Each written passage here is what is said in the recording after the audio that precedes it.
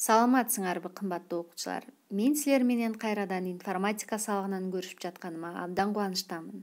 Анда эмесе 5-класстарга арналган сабагыбызды баштайлы. Силер менен мен номер 30 Кулманбет Токтаралиев атындагы орто мектебинин информатика мугалими Абдыкаимова Сажира. Сабактын темасы текстти редакциялоо. Сабактын максаты текстик информацияны кайра иштетүү, редакциялоо менен таанышасыңар. Текстти редакциялоонун ар кандай жолдору менен иштегенге көнүгөсүңөр. Документтер менен иштөө көндүмдөрүңөрдү калыптандырасыңар. Балдар, келгиле текстик редакторлорду эске салалычы. Биринчи катарда турган текстик редактордун аты эмне? Азаматсыңар. Бул текстик редактордун аты блокнот. Экинчи катардагы текстик редактордун аты эмне? Туура таптыңар. WordPad. Үчүнчү катардагы текстик редактор Азаматсыңар. Бул Microsoft Word текстик редактордун сырткы көрүнүшү. Келгиле балдар, текстик редакторлордун сырткы көрүнүшүн жакшы билет экенбиз. Ал эми ички көрүнүшүн боюнча таап көрөлүчү.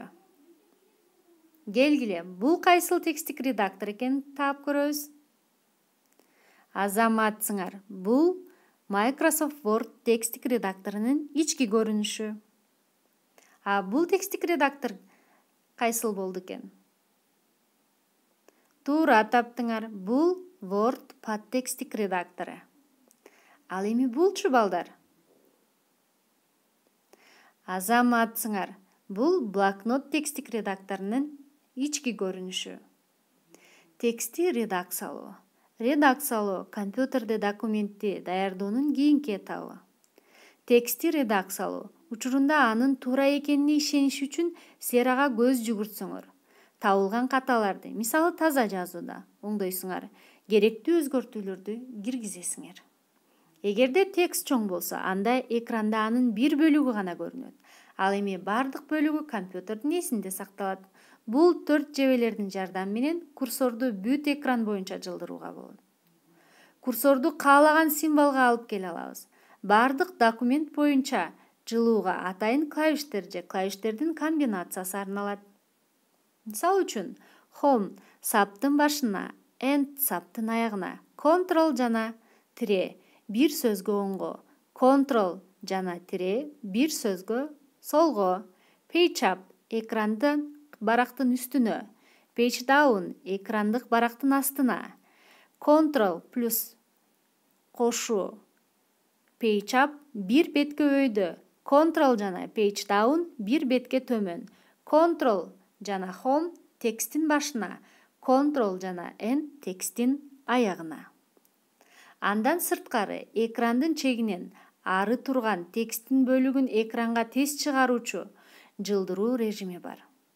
Редакциялоо учурунда айрым эле символдор менен эмес, бүтүндөй текстин фрагменти менен дагы иштөө болот. Фрагменттин алдын ала бөлүп обочолоп алуу керек. Бул үчүн маустун көрсөткүчүн керектүү фрагменттин башталышына орнотуу керек. Андан кийин маустун кнопкасын басып кое бербестен көрсөткүчтү фрагменттин аягына чейин сүйрөө керек болот.